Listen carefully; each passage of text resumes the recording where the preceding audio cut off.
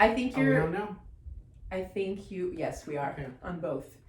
I think you're like one of the most born storytellers I've ever known, and I Nice. just really Wow, realized thank you. that today listening to the podcast.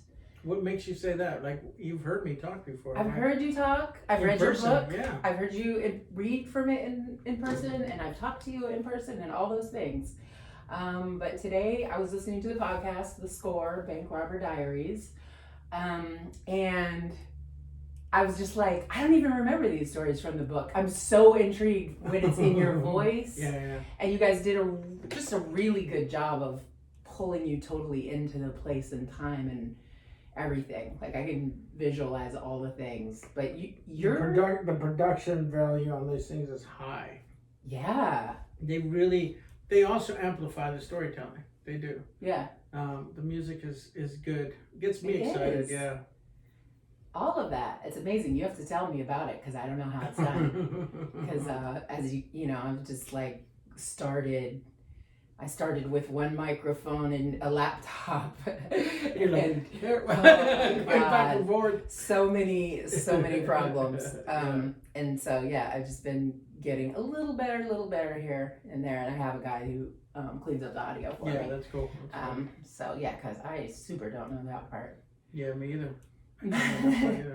But your storytelling goes into every like I just said, you're probably one of the top people that I follow on social media, even though we haven't really seen or talked to each other in years. Forever. I've kept like a little bit up on stuff because of social media, but your stories about what's going on with your daughter and just every little thing, it's a whole story. It's not a post. It's an angle on the world. Yeah. It's a voice that there's not a lot of me out there. So yeah. There's a lot of people who've been to prison, but there's not a lot of people who robbed banks, and there's not a lot of people who studied philosophy whose dad was teaching them, Greek and Hebrew when they were 8, and all the books that my stepmother was making me read, the classics and stuff. So the theology background I had, because my dad was a preacher, like I have so much. Yeah. No, you do, and I love it. Like I love to hear the contradiction of that, and the way it kind of seamlessly melds when I'm listening to it. It's like, I think I wrote down something like, we both have this sort of like ghetto intellectual thing where we can talk as easily to an inmate as an academic, right? Right. But we're coming at it from totally different angles, and like your education is amazing, and it shows in your writing. But now you get to really talk about it. Now you get to talk about it and have fun with it. Yeah. And plus, it changed my life. So like all of a sudden, there's that other component of bringing it all together now, trying to move people, not just trying to pound my chest or not just trying to brag, but like, where's the lesson here? What's like? I use my life as a textbook. Like, say, here, you're gonna mock me at the end of this, but there's a lesson here. Mm-hmm. Or you're gonna be embarrassed for me at the end of this because I really do something stupid. But hey, there's a lesson here. Like it's always not. My stories are in service of trying to say, you struggling with something, I might have a story for you to help you figure out how I figured it out, or how somebody I knew figured it out. And I'm going to try to make you laugh along the way, because there's tragedy in there, but there's also just stupidity, basic stupidity of being a knucklehead and doing a bunch of stuff, knocking our heads against the wall before we change our lives, kind of thing. Yeah. I mean, and I don't know, in my own writing, I don't feel like there's always this great arc of growth, but I do feel like the honesty of just saying, hey, we're all human and we do stupid ass shit.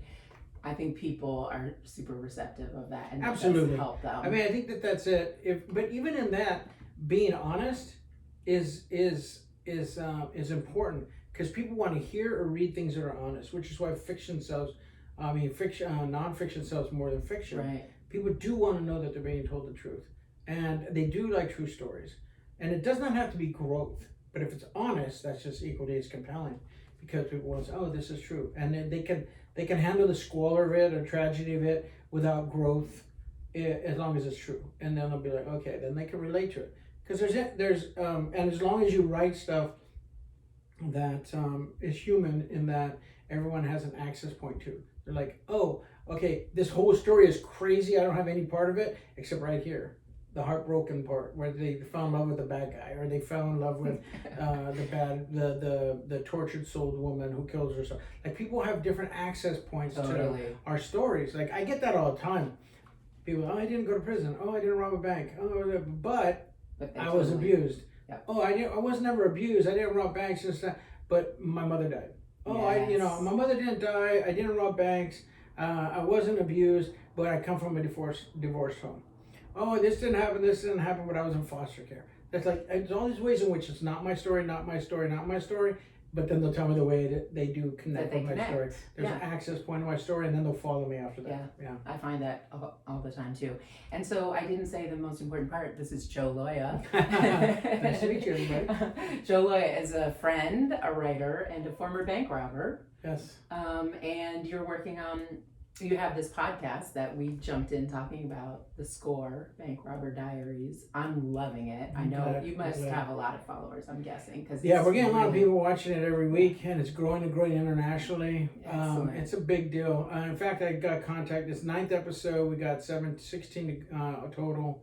And finally, Hollywood's come knocking. What we wanted, the whole reason we went in was like, somebody make a TV show or movie out of my life, finally. That is exactly been out 23 years. So like this week was funny. It was like three people who were serious movies under their belt, contacted and say, okay, I think it's happening. And then marketers, once you get a certain point of numbers, marketers jump on board, because then they realize, oh shit, then people are listening. Let's start selling stuff here. So that's all kicked in. We've reached good numbers, and it's really good. I'm happy. Well, I didn't know that coming in, so congratulations. That's huge. Yeah, it is huge.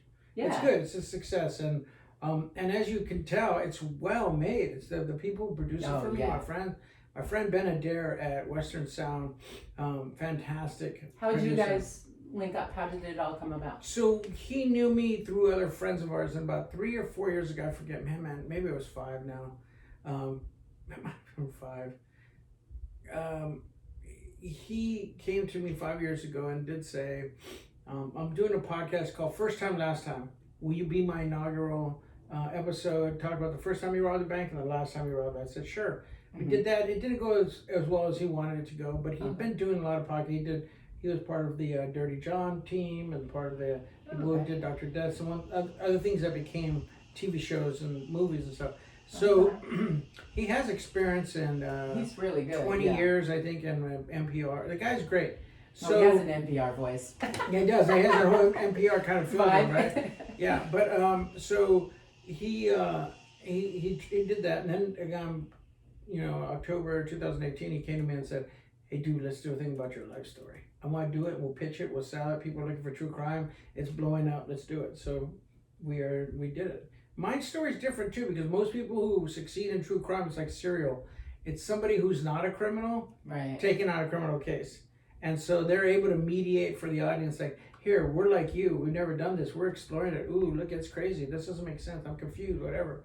I come in and say, okay, let me tell you what I did as a criminal. Let me tell you why I did it. And let me tell you why, fuck you, I don't like you. And didn't like you. Yeah. And I would have hurt you. And I would have terrorized you. And I would have taken all your shit. Like that is the way I come in there, and I give you the psychology of what I was thinking, whatever.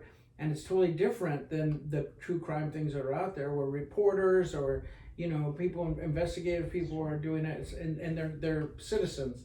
Mine has been asking me questions. We have to do a little dance back and forth, but mostly you're getting it from me, and then you get all the people talking about me that were my friends and family. Yeah, I love that too. All of that makes it more interesting. But you've had a lot of time to really do some work and analyze like why you did things and about anger and rage and violence, and you break it down like way past, and nobody else does that. No. Only you might have some experts weighing in or something like that, but it's totally different to have the actual person say, I was filled with rage, this is why, and this is how I acted out, and this is who this person represented me, and this is why I could take them to do this, and you break it down. And the funny thing is, like, even the fun thing about Ben is, because Ben is NPR, I'm almost anti-NPR, because he'll say something like, I say, so then I ran out of the bank and I went to the car and I counted, it was $32,000, and he'll say, how did that feel, Joe? And I'll say, dude, I love you, but that's a stupid question. I love when you said that. I was like roaring with laughter when I heard that part. I was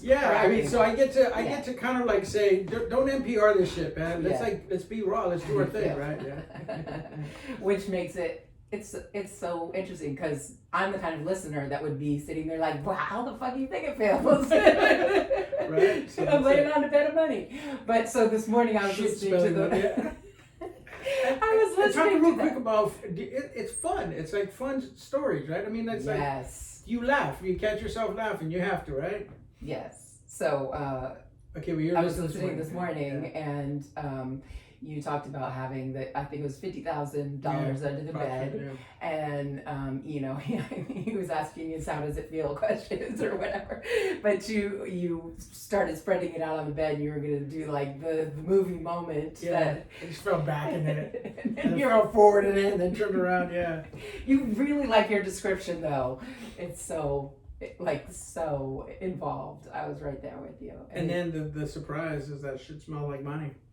That was money smelled like shit. Money smelled like shit. And that shit smelled like money. Yeah, money smelled like shit. Excuse me. I think I'm full on hummus now, and I'm just ready to go take a nap. No, but I think that that section that first part that opened up the episode. The music on that was pound. It was so good. That was an example of how beautifully produced this piece is. It's really good. That's very true. I actually kind of looked around like, what's going on? Oh, that's the music. Yeah. It's good. Yeah. The guy who does our music design, sound design, genius. Yeah. Yeah, I mean, I think Ben probably has his fingers crossed that Hollywood doesn't get this guy and just say, we're going to pay big money now instead of being here doing podcast money, which is all right, but I think the dude's a genius, man. I'm happy to have him on this. No, every time I see him, literally, I bow to that dude. I'm like, dude, you're knocking out of the park. Okay. I mean, frankly, I'm isolating him, but that whole team, they are pros, man. They are good.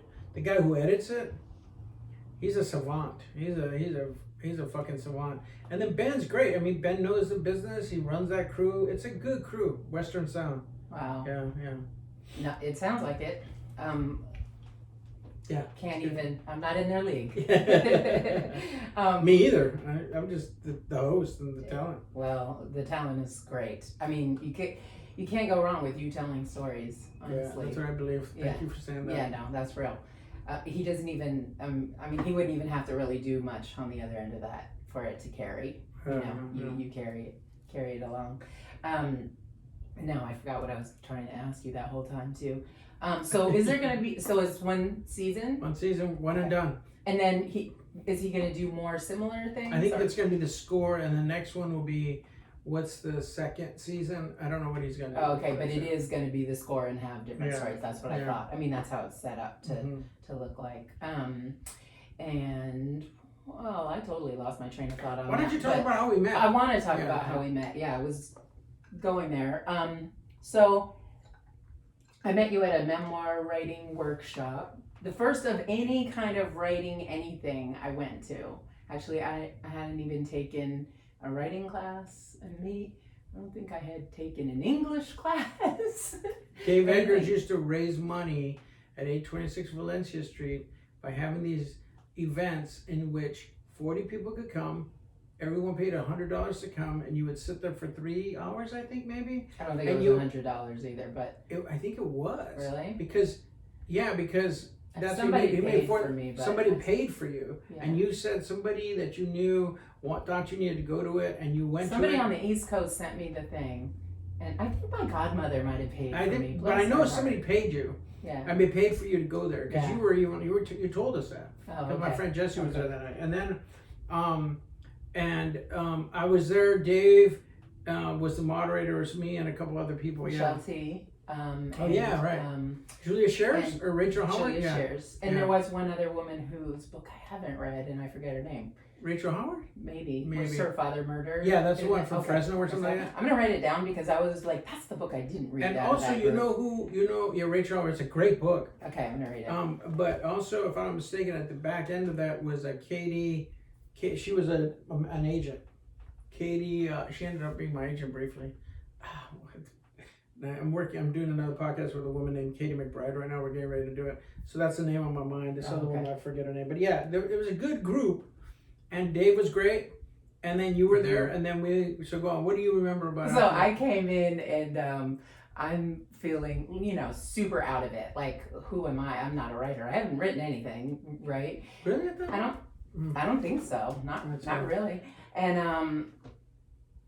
I have no education or anything, so I'm just there. And the first person that motions me over to sit with them is Jesse. So I'm like, if there's a convict in the room, I'll find them. Like, I'll probably date them, right? I mean, it never fails. Right away, I look at him and I'm like, Cassandra, really? Like, all these fucking white people with enough money to be here and want to be writers, and that's who you hang out with. What? Yeah, he introduced me to you. That dude's a gangster, man. Ex-gangster. He's not just a criminal. Criminals in prison would like. He was ex-member of the Nuestra Familia, which is the Mexican Mafia, I know. the Northern Mexican Mafia. That dude, he came in when he was young, and long ago when it was just early years of it, So, and then he dropped out, and they tried to kill him. They ended up stabbing his brother 49 times at his mom's house instead.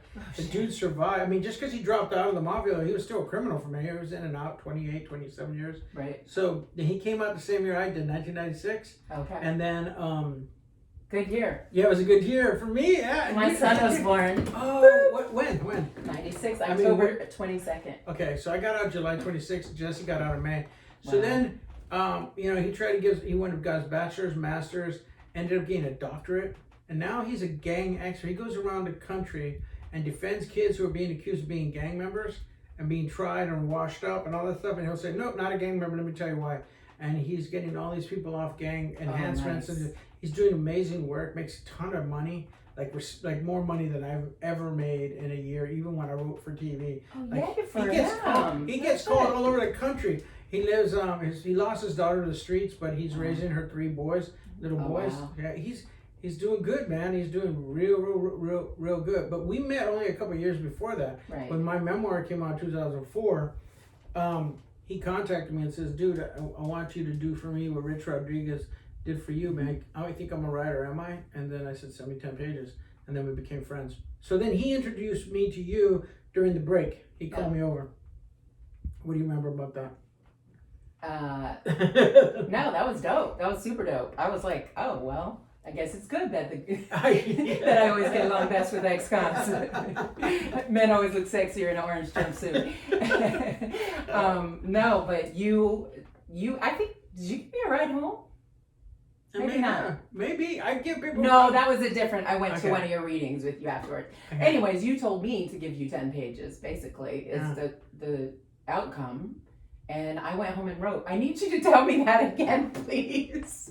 Because all these years later, I still haven't written that memoir. You know what's crazy is I was thinking about them driving here right now. I thought I had discovered... I did. I was like, homegirl, you can fucking write. You wrote a story. It was so great. And I was like, let's short story this. Because it was so raw. So there was gaps in it where you were taking these really lyrical leaps and stuff. But I was like... I'm telling you, if we short story this, not get it out from poetry, because I hadn't even started the poetry thing yet. I know, but it felt poetic, but it was missing. Really? It had gaps. Well, it was just little pieces. Yeah, but it was so. I remember thinking. I remember telling people, like, I'm a fucking freak, because I already had met people that hadn't been known or hadn't known that they could write, and I was like, man, I found someone who was really like, it was so edgy, the stories were so raw, you were so honest, and I actually thought, you're gonna knock Janot Diaz out of the Oh my God, that's who my idol is. Okay, so good, I'm glad you said was, because but the point is that it was that good, and I have friends all over the place who had graduated from Stanford or and Iowa Writers Workshop, NYU, that were great writers, short story writers, and I felt like, okay, all we need to do is this, get in the hands of someone. I need to write my drown. And you resisted. Okay, this is where I resisted.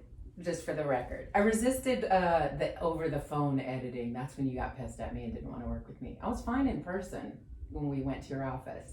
It was the over the phone thing that I didn't. I don't understand. What does it mean? I don't know why. I don't know why. You were like trying to tell me how to edit it over the phone, and I just kind of bugged out. And whatever I said, you were done with me. Whatever I said. Yeah, it was fast. You were just like, I'm done. Like, you're not listening to me. I felt like you weren't. I felt like you were like. I felt like you were that young writer who was like, I have to have my integrity. I have to have my authenticity. It wasn't that deep, though. I was in a bad place at that time, and I was having to make a really bad, hard decision, and it had to do with a very macho man, and so I think that I pushed back a lot, of that, and fell out with Jesse for the same. Well, Jesse definitely made comments like he thought he had a chance of sleeping with me, and I was like, no, we can't be Everyone friends. falls out with Jesse, so that's not an issue. Yeah, no, we can't. You can't talk to me like that. And we work. I'm sending you like the most, like a story I've never even told my friends, but I wrote down that's so painful and shameful and all this stuff. Basically rape, but I don't call it that. And then you're talking to me like, I can't. So I never talked to him again after that. No, I get it. That's fine.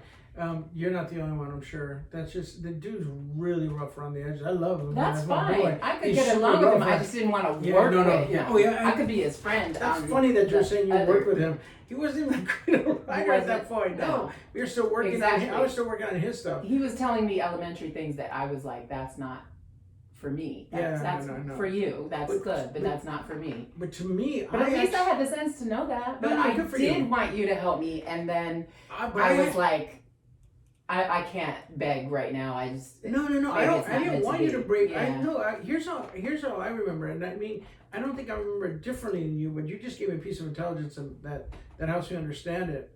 I felt like, homegirl, we need to make this a short story. Like, it's not even that much. Let's make these changes, and I could see. Because remember, at this point, I thought you were trying to get me to meld it together, which seems to be what I have a problem doing, is filling in. Yeah. I mean, but here's the thing. At that point, I was readers to people who were Pulitzer Prize winners. Yeah. They would bring me their stuff and say, what do you see, Joe? Yeah. Because I'm a really good reader. I'm a super good reader, and I'm super fast at editing, and I could see this, you need to like. So I was so impressed with your work. But thank you. No, I mean, I'm telling you right now, I'm telling you that it broke my heart because you were resisting me in a way that did feel like I can't convince you and I'm not going to persuade you. There was something adamant going on that I wasn't aware of. And but one thing, having done time, having known people, whatever, I knew that there was some resistance there that had nothing to do with me. Yeah, and that resistance was not going to break. That's true. And there's not on me to like beg you to do this with me. I was offering to help, and then I had bumped up against the wall. And the wall was, I was trying to persuade you, me how this is where we go. Like I could see like, let me take you over here. Like let's do this to it. And I don't know, maybe because we weren't maybe what you're saying is when we were in each other's company, I was more patient, or I don't know what exactly. Yeah, I feel like maybe that I don't know why. I hate being on the telephone. Maybe that's why. Well, whatever. But also, you said to me, maybe you need to work with a woman, and I was like, maybe he's right, but I don't think so. But maybe. Yeah, because I'm telling you, see, if I said that means I was intuitive. I was understanding that maybe your resistance to me wasn't from the words that I was giving you. Maybe it was, I'm a man, and now I'm talking to you, and I'm giving you advice. You're like, nah, fuck that. I don't get to hear it from a man right now like that. Especially someone. I was pregnant. I was pregnant by a guy who I was the other woman with for like many years, and then we were actually together. He was like an ex-Crip from LA guy that I love. One of the big loves of my lives. That I smashed a lot of car windows and shit with Hennessy bottles type of shit over. And then when I had it, and then he didn't want to have a baby, and I didn't want him anymore. It was just a whole. It was like, yeah. You see, so this and we're still friends. It's okay. No, I get it. But at that time, it was a lot of pain, and it was kind of like my last chance. Am I going to have another kid or not, or be with this person, or it was a lot. Well, I will say, I'm glad we're talking about it, because I've loved watching your success, because to me, I'm like, when I read that writing gripped me, and I'm like, so you still haven't done that? You still haven't done that. What did you do? That piece didn't become a poem or nothing? No, I've written poems about some of the things in those stories, and Punk Hostage was gonna publish the stories, and my friend wanted to edit them, and he's had them for 3 years or something sitting, and I've accidentally deleted them off my computer. But I went to lit camp a couple years ago, and I took the story I figured was the roughest. It wasn't the one that got me in. I think the one that got me in was the first story I ever gave you, where it like starts with me running from the guy beating the shit out of me. Yeah. But it was one of the ones, I think maybe about going to jail or whatever, and it was pretty rough. And the lady hated me because do you know the lit camp people at all? I do. Which lady? Yeah. You don't want to tell me the name. That's fine. I do know a lot of them. I'm friends with Matthew DeCostner, right? So when I showed up at the thing, me and Baruch Hernandez, he's like, it's the best 2 poets from the Bay, making a big deal. And so this woman hated me from that point on. And there's, you get like 3 groups where it could be 3 different writers that workshop you, and it could have gone amazingly with somebody else. And it was awful with her. Everybody was just like, that seemed personal. She tore it apart. And I'm like, look, the story's rough and it's really old. It's okay. I'm okay with it. But I didn't get anything useful out of it, unfortunately. You're a big talent, man. And you know what? I wish you would do those stories, because you know what? I remember that first story was just so intense. It was so good. The running, the racing, my heart racing, like you as a... Oh man, it was tragic. It was beautiful. It was so brilliant. But I did. I mean, that was it. If I said maybe you should work with a woman writers, because I was getting pushback that I felt had nothing to do with, like, you didn't like the way I was. I mean, because I was praising. I mean, I was there with you. I loved your writing. I told you that. Yeah. No, it had nothing to do with not respecting that you knew what the fuck you were talking about or anything like that at all. Not at all. I mean. I knew that it was something that had nothing to do with me too, because you started crying. Oh. You broke down, and I was like, this is more than, like, we're not. I don't even remember. Yeah, we're like, it's like, I do remember. I'm not breaking up with you. I'm not breaking up with you. Like, and that might have been what you dumped me. I know that's what it feels like. I mean, that's what you felt like. That's what you were feeling like. But here's the thing. I have never stopped admiring you. I've never stopped thinking you're amazing. I've never stopped following you and just, being grateful for having you become Cassandra Dallett, right? I'm like, I knew you when you were that person, kind of quiet and shy at 826 in the crowd, saying, I didn't even feel like I could be here. Somebody paid me to get it. I remember you then, and then I get to see the literary community, embrace you and love you. And I was like, well, then she came up, right? You did. You came up. Yeah, totally. Yeah. I mean, I have books published, so some things happen. Podcast, things have happened. And you've launched the Sun. Yeah, right. Successfully launched the Sun. Sun. Quite little back then, because I want to say it was 2005 or 2006. Yeah, I think it was around that. It had to be. And at the end of 2006, my father died, and when my father died, my father was a storyteller. Like, that's all he did is talk from the minute he woke up till your ears were bleeding. But he was a super smart and interesting guy also, and had great stories. And when he died, I came back and enrolled in a poetry class, and that's when I just dove into poetry, because I could tell all my little stories about Dad and everything. Loving it. That's how it went. Yeah. Good. Well, I'm grateful to be here. Oh, it's emotional still talking about it. I can't lie. I'm grateful to be here with you. Yeah, me I really too. am. This is beautiful. I'm excited. Thanks for having me. Yeah, thanks for coming. Especially since you're flying in and out and all over the place. Yeah. So, tell us a little about the other work that you've done in the Baby Driver. How did you that see me in come Baby about? Driver? No, I still haven't watched it. I fell asleep on it, and I'm like, I gotta see Joe. Joe is in here somewhere. You missed me anyway. I'm gonna watch it again just so I can see. Okay, so it's an interesting story. So in 2010, I told Dave Eggers I was writing a piece about how I chose my bank robbery getaway song. And he said, dude, can I have it for McSweeney's? I was like, yeah, okay, let me finish it. Let me see what's up. So they published it.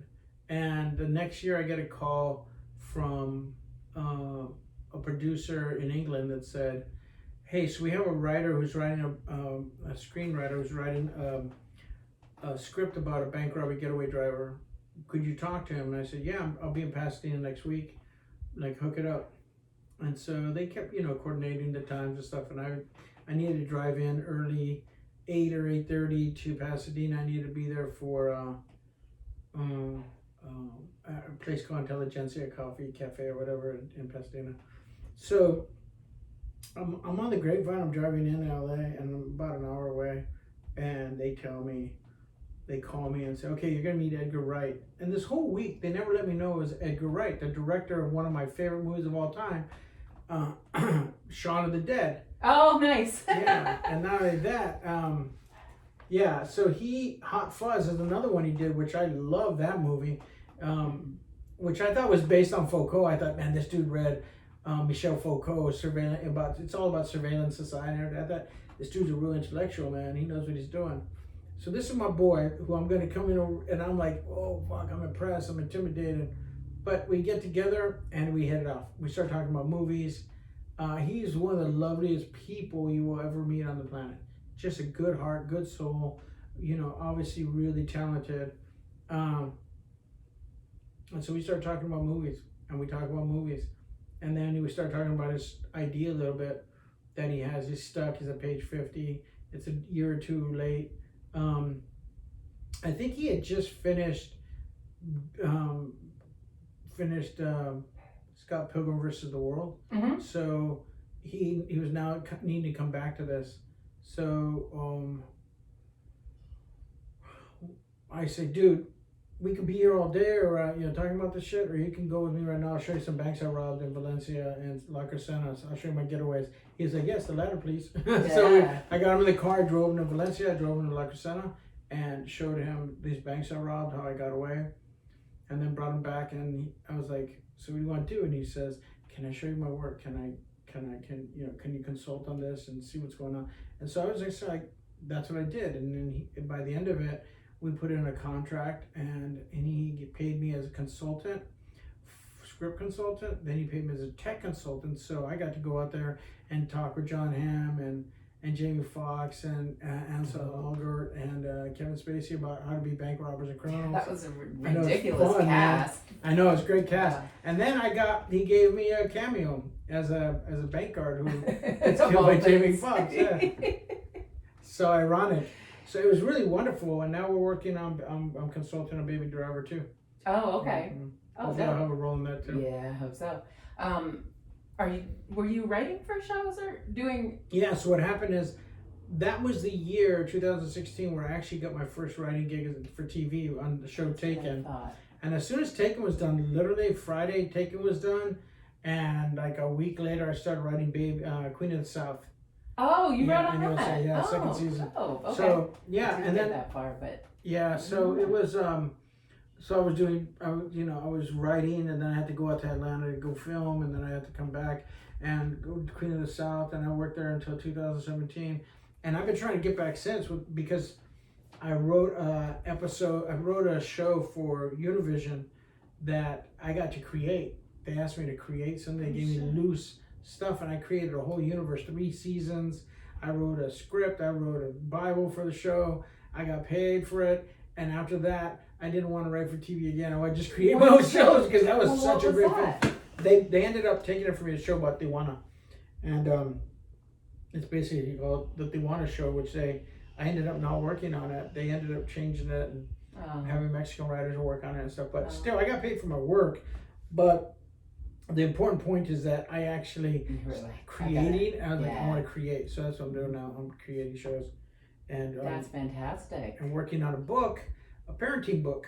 Oh yeah, the Ex-Con Dad's Guide to Surviving Middle School. Love it. Yeah, because my 13-year-old, I'm constantly trying to help her understand how to navigate her teenage years. by saying, listen, I went to prison where your identity is constantly under assault, peer pressure, threat, violence, indiscriminate violence, which now all those kids have to worry about because there's single shooters all over the place.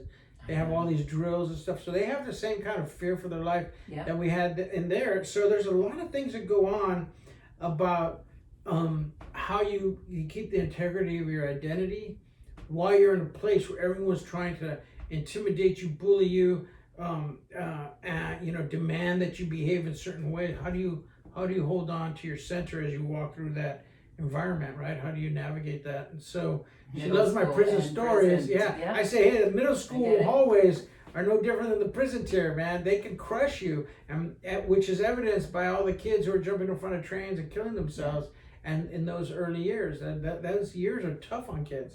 So school was really difficult for me in that way, and I would have rather be somewhere where I knew it was just a matter of being tough enough, because I was always big and projected that, right? That would have been easier for me in a prison kind of situation than school was. I really didn't know how to navigate that at all. It was super hard.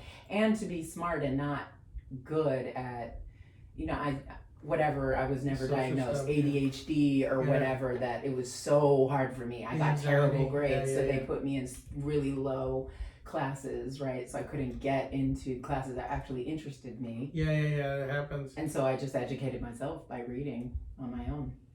That's brilliant. But I totally get how those things are alike. And you've read my stuff on Facebook. I have a lot of theories about raising kids. That's a little bit more, my parenting styles. My parenting stuff, like it's born from the way I learned, the way I try to treat my daughter like she's an individual, and what are her skills and how can I craft learning to her advantages, so she doesn't feel dumb. She feels like, I can do this. Like, for example, I don't think she felt dumb a second in her life. She seems she so did because in school they didn't teach to her skills. My daughter likes to learn with her hands. Okay, Really loves to learn with her hands, right? And when they teach in school, it's a lot of it is like just memorize and just do this. My daughter likes to learn and understand this, which is why she loves to paint, which is why she loves to do sculptures, what she likes to be. She loves to do she loves to construct things. And my son too.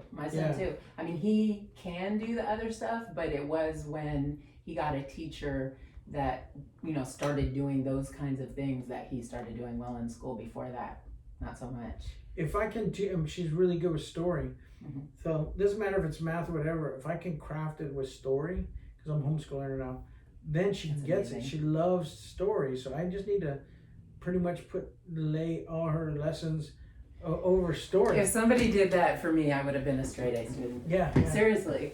Like I could learn anything if it's in that context. So I always, since I was very young, loved historical fiction and stuff like that. Because if I had a story, I could learn all those things. But if you shoot a bunch of dates at me that this happened, it means nothing, right? She can memorize. The thing is, we found out last year she has my skill to memorize, but that's not the way I want to. I don't teach her to memorize. I teach her to know. It's a whole different thing. That's so incredible. I love reading about it on social media, and maybe I'll meet her one day. Maybe you will, because she seems like she's going to be pretty. She's going to be at the end of the podcast. We're going to record. She'll be in the last episode. She'll put her 2 cents in. Yeah, she will. Which is kind of going to be odd. Oh my God, my baby girl. She's going to throw me under the bus. You think? Yeah, maybe. A little bit. Lightweight, sure. She's 13. She's pretty good at cutting. She's good. Yeah. I always tell her I'm strong enough to be your dad, man. So. Tell me if we're running late. No, we're good. Also wanted to ask you about the Piper Kerman connection. You just mentioned that she wrote the introduction for the new. For my new memoir. Your new memoir. Okay, so what's the new memoir? The new memoir, it's I got the rights to my book back from HarperCollins. Oh, okay. So I published my own memoir, and I went to Piper, a friend of mine, and said, "Hey, man, will you give me the intro to the memoir I'm going to publish for myself?" She said, "Sure." Piper's great. So, interesting story about Piper Kerman. If everyone doesn't know, Piper Kerman wrote Orange Is the New Black. Which the book is fantastic. If you like the show or not, read the book anyways, because the book's great. It's a great book. Yeah. So she was in prison. She was in prison right around the time you and I met, and she came out. Well, she was in there a friend of mine put out an email saying, hey, Larry Smith, who I knew her husband, I used to play poker with him, and he was friends of mine. Oh, okay. So Larry was a guy. He'd come to my one-man show I did in 2003. You know, he's just a guy I knew. Okay. Now I say friend, meaning we were friendly. We knew we'd seen each other. We had real close friends in common. She said Larry's girlfriend Piper's in prison. She wants paperback books. So I started sending if I didn't send the paperback, and I think I was sending my manuscript, copies of my manuscript to her, because it already had been published, but it was only hardcover or something. I forget what it was, but she was getting. I sent her a so book. you sent her that to Yeah, read. I said, hey, you know, But read she this. hadn't She didn't know I talk was about nothing. being a writer yet herself, or No, writing. yeah, I'll tell you how that happened. So I wrote to her. We had a pen pal relationship for the year she was in there. Which there's letters from you in And her book. in the book, she does end up publishing one of my letters to her. And but I told her, I said, listen, every night, write one of the more tragic things you've seen or heard, and then write the funniest thing you saw or heard about. And then at the end, you'll have a book. She goes, I'm not a writer, Larry's a writer. Because Larry was actually very good friends with Dave Eggers. They came out the East Coast together. They worked on a magazine before. I think the magazine was called Monster. So I forget what it started with an M. Anyway, the point is that it wasn't Monster, but they worked on this together. So she knew, like, Larry and all his friends are the writers. They're the literary people. I was like, no, don't say that. Like, you have a story, write this down, take your notes, come on out. She came on out, I would tell her, I would nag her. You gotta write this. You gotta, I don't want, everyone's telling me, but you gotta write it, you gotta write. She did not consider herself a writer. Wow. So in 2010, she publishes a book, bestseller. Yeah. Bestseller right off. Yep. So, yeah, it was great for her. Then became a TV show. Yep. And then became a blockbuster bestseller. Yeah. And then, yeah, so we've been friends. When somebody visits you in prison, whether it's they send you a card, they send you money, they visit you with their body, or they send you letters and you have correspondence, you have a very special connection to that person. You have a sense of gratitude. You feel indebted to them. Like, I know myself, I feel I feel that way too. I feel that way about some people I know who, like, are Trump lovers now, I think. Oh. Like old people from my religious days who visited me in prison. Now they're still conservative Christians, but they visited me in prison. Right. If they called me right now and said, "Hey man, I'm in an emergency. I need some of that," I would bend heaven and hell to try and do something for them to help them, because they visited me in prison. I get it. Like, I'm that kind of person. Like, what I will do, yeah, I owe you. What can I do? I had one friend, sister, sent me an invitation to her wedding, even though she knew I couldn't come. She just felt like, you need to know that I want you there. I've known her since she was little, right? And that was like, I'm hoping one day I could pay her back for what that meant to me. That was such a deep. I put that card out and everything. And some guy was, why'd you do? Why, man, that's offensive. She knows you can't make it. And I was like, dude, you're fucking crook in the head. Right. She wants me there, and she wanted to let me know that she's making a marker saying you're important, even though the world's cast you You're at off. that table. You're at that table with them. We want you. We love you, and it's your family. And yeah, so like, she's never asked for anything, but if she did, so that's the thing with the Piper and I have. Yeah. I visited her for a year in prison in those letters, and then she came out, and we've had a friendship since. She just recently moved over here to the East Bay, so we get to hang out. But it's cool. Oh, she did. Oh, that's dope. Okay. Yeah, she was in New York and then Ohio, and you guys in fact, she had her next book is going to be about this writing workshop that she had in the prisons there in Ohio with women and men's prisons, and for her second workshop for the men's class. And the first workshop was her. They talked about her book. The second workshop was me. She had me in there. I talked to those guys. We walked the corridor down and through the prison together, and that was one of the more beautiful moments of my life. That's so dope. Both of us back in prison together, going to talk about our memoirs, going to talk about how story can emancipate you if you write it down. It's beautiful. So that's how I got to know her, and we became friends. Wow, that's awesome. It's a lovely story, huh? Yeah, well, it is. And you guys did a lot of we speak around and stuff. Yeah, speaking Stanford, engagements. MoMA, in New York. Yeah. And she does some work for prison reform, huh? There's a lot A of work. lot. Most of her work Right. is prison reform. Yeah, she's busy. That's her thing. That's what she does. So cool. Yeah. I'll be at Chino next weekend. Really? Visiting. Yeah, that's another story I want to talk to you about, but I don't know if we have time for it today. Okay, let's go to all these other ones, then we can talk Yeah, about what else it. we're going to talk about? Well, okay, so I did ask you about what your upcoming projects are, and holy shit, you've got some. A movie, writing shows, creating shows. I feel like we've covered a lot of ground. And daughter, and I told you how much I love your social media. And Tell me about Sheila then. yeah, so you know, I finally stopped dating thugs and met this really nice guy, super smart, went to Stanford, Howard Medical School, was a doctor. It's a lot. I won't go into all of it. Long story short, he's in prison. What did he do? Can you tell me? He's In there for murder. No, it's something that would get less sympathy than that. I get it. Yeah. No, The there's one thing. Two things would get less sympathy. It would either be some sort of sex offense or snitch offense. Right. And so it's one of Ain't those no two. snitch. Right. And Okay. it's kind of like the classic, like, black man, white woman, old white tweaker lady. That it's a really weird case, and there's a whole bunch of layers of like why maybe she would have reason to lie, but it's horrible. And you knew you were dating him before? No, I met him while he was fighting the case, but I actually believed that he would beat the case because it seemed so ridiculous.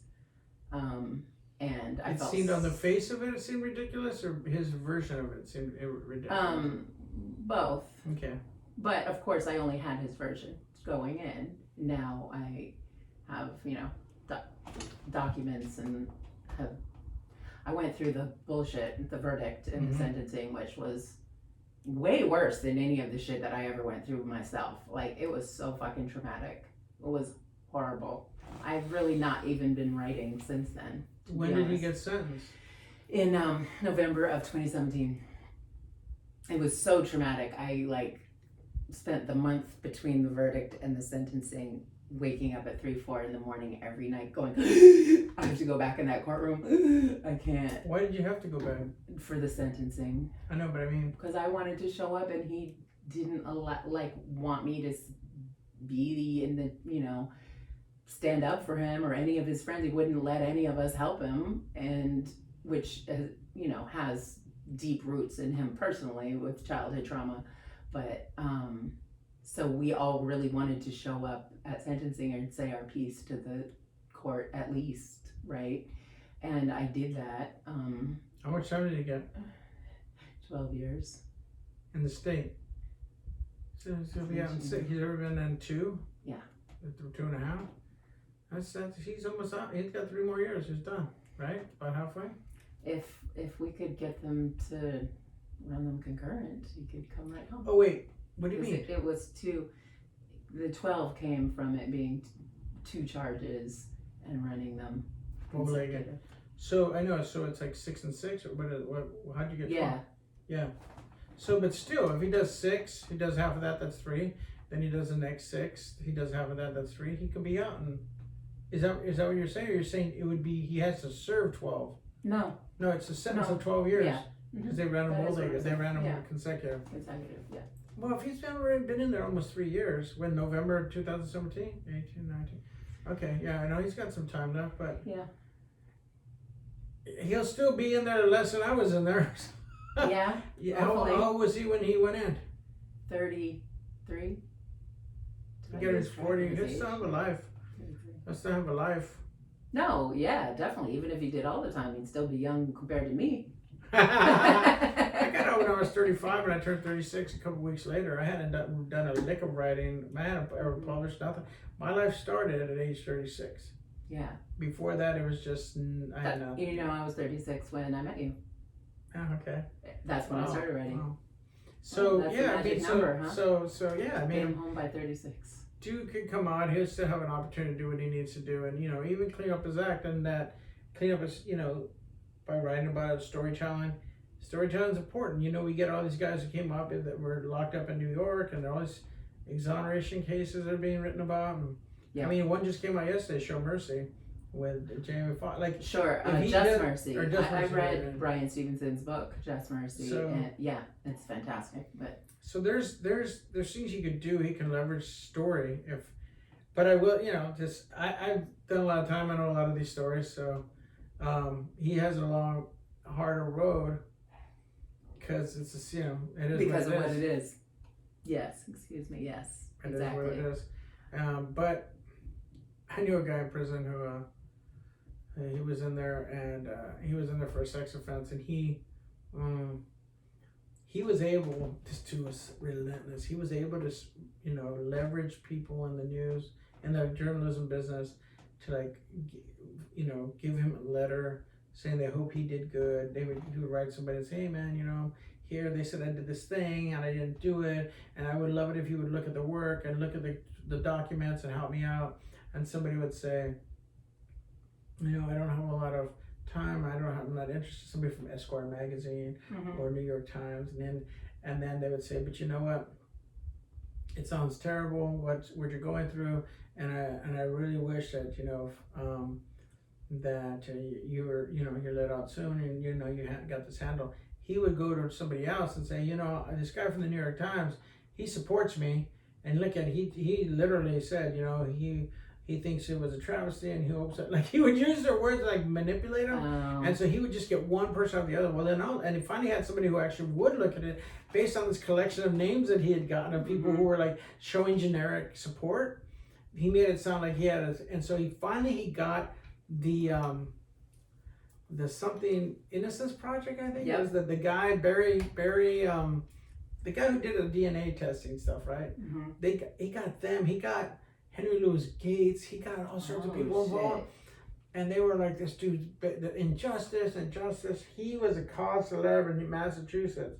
And then they did the DNA test, and it said that he was the guy. Oh, shit. Because 23 years before, there was no such thing as DNA. Right. So he could go around saying, I'm innocent, I'm innocent. Right. And at a certain point, he had to just stick with that story. Yeah. And the DNA did not exonerate him. It did the opposite. Well, this person, because of childhood trauma, which I know you can relate to, would never ask for help like that. We've all screamed at him for this entire time, get fucking media on it, get this. Your best friend's wife is a PR person, like, get attention, people will help you. He will not, and he would not even accept help from me or any of his friends. All of his friends are Stanford grads that have good jobs and positions in the world, and he wouldn't ask us for anything, wouldn't accept help, and ended up with no lawyer, a public defender, one after the other. He was on the third public defender when he walked in there, so you know how they did him.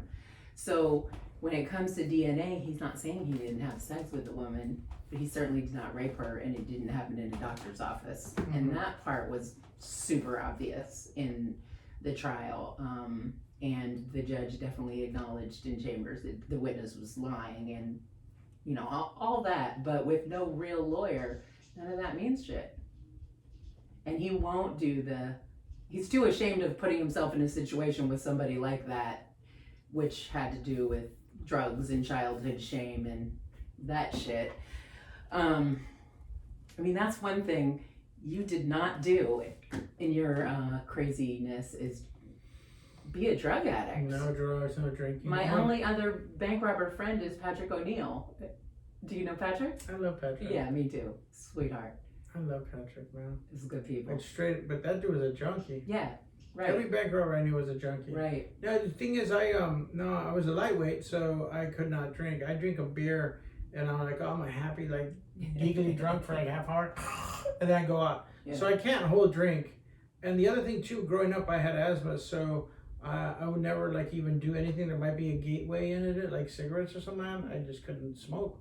So and then I was such a control freak because of the rage that I actually, even in prison, man, I could hold a bunch of heroin for guys, and they all knew that it had no hold over me because I thought they were weak. Right. Because of their addiction to heroin, their addiction. I just looked at them as all like wow, man, you guys aren't even real. You know, they weren't strong. They were vulnerable. Yeah.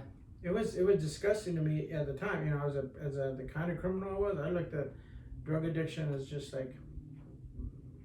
I mean, me too, because so many of my friends were super strung out in the early 90s. And one of my best friends growing up ended up spending basically his whole adult life in and out of prison because of heroin, and is dead now. Rest in peace. So, and yeah, I just used to be so angry at them all the time. Like, fuck. Of all the things, like, life is so fucking hard already. I had my two closest friends in there. One OD'd, you know, he killed himself with it. It was like he was looking at 99 years. He'd killed someone in there, so he just didn't want to do the 99 years, so he just took himself out. The other guy actually started robbing banks again when he got on the street, and he was actually in the Mexican mafia. He started robbing again, but he had planned in case he got robbed. He had a lot of drugs inside of him. You know, he had taken a lot of balloons of drugs. So they got him and they busted in his belly when he was in the holding cell. And he just, from what I understand, where he was in county jail, some people were there, they said he was just going stir crazy in that cell because heroin and coke. Oof. So he's speedballing and ODing. Jesus Christ, that's an awful way to go. So I was like, yeah, a lot of my age girls that were selling dope in the Tenderloin went out that way. Swallowing bags, yeah. Yeah, so I didn't have to worry about that because I actually say I don't know that I would have changed my life if I had been a drug addict, man. It was hard enough as it was, and I was just doing it white knuckling it. Well, you had mad money in the 80s and you weren't even balling out on cocaine. That's funny. When I was doing tons of it because it was free, I wasn't same. If I had all the money, I would have never spent it. Well, you heard the episode where they were trying to get me to say like I was balling. I was not. I mean, I was like, I played golf. I like cars. Ate good food. Took friends to concerts. I know they wanted me to like be like some. I don't know. No, like you're very conservative. Yeah, I was very conservative with money, man. I was happy to be playing my. Like I think they wanted me to say, yeah, I was at the strip club, just fucking all the money. Like, well, no, it wasn't making it rain. No, just that one time. Not after you found out it smells like boo boo. It's the reason people wear rubber gloves when they count money and wipe ass.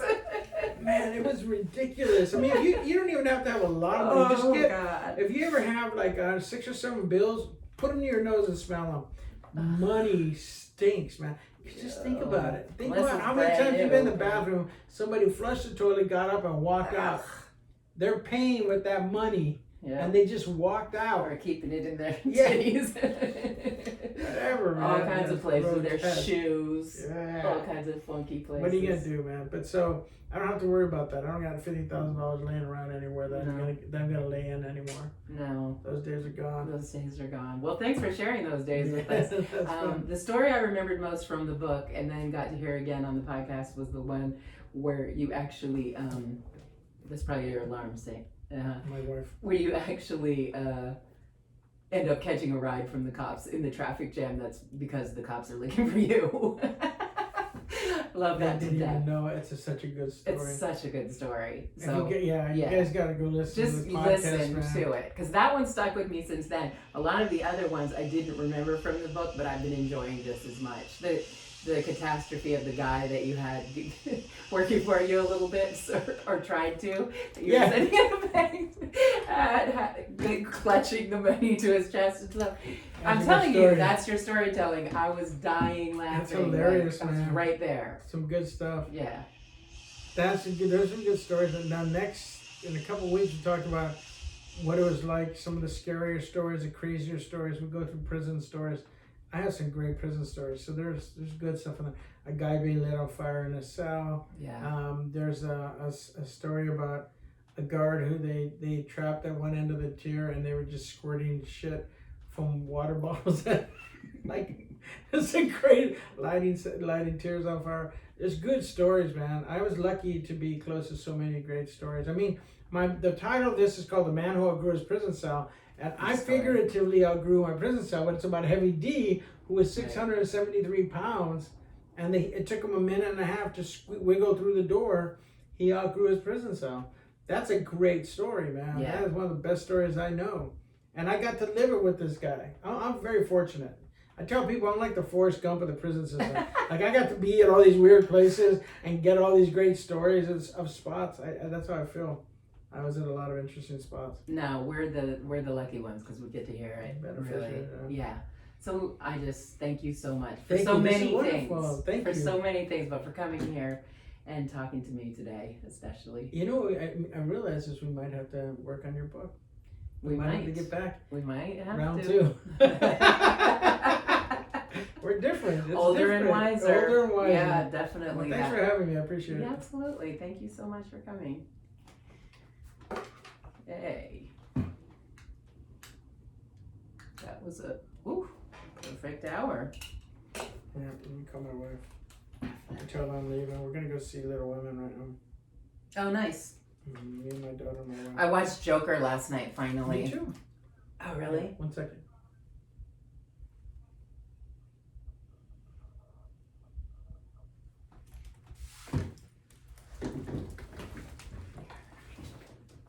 Yeah, I gotta keep going. I'm sorry. I gotta make it and see. Gotta do it. This is fantastic. Thank you so much.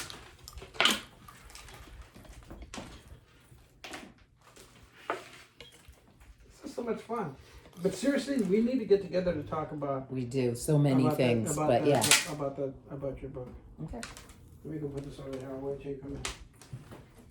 I don't know how I'm supposed to keep this from Taylor. Hey, did you say you're leaving the neighborhood? What did you say you're leaving the neighborhood? I didn't hear the message. I couldn't understand it.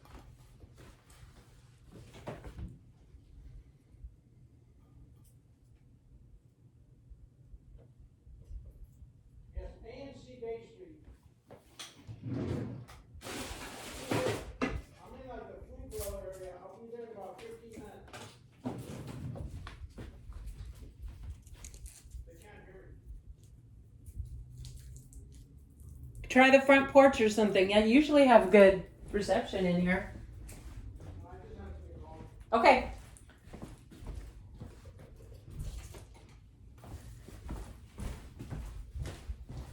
Well,